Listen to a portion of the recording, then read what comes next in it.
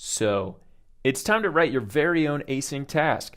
Once again, you'll want to open a project in Android Studio, Lesson 2, Part 5, Async Task. The To-Do Manager is, once again, a great help in instructing us in how to proceed. And, not surprisingly, the first to-do is to make an async task inside of our main activity. We'll call this GitHub Query Task. The to-do also gives us a pretty big hint to use the types URL, void, and string.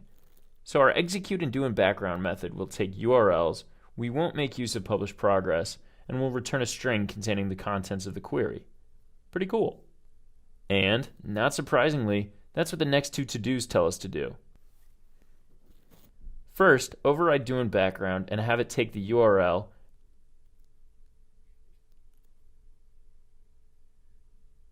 pass it into networkutils.getResponse from HTTP URL and return the response.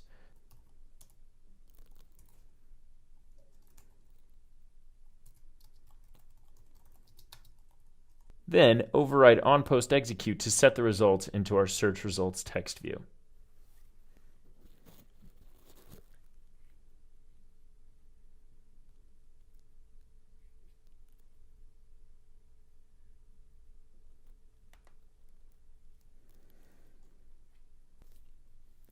Of course, we still need to start our async task, so our last to-do has us returning to our old friend make GitHub search query and replace the networking code with instantiating and executing our GitHub query task.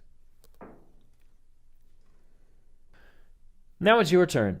Create the GitHub query task as an inner class of main activity with the types URL, void, and string.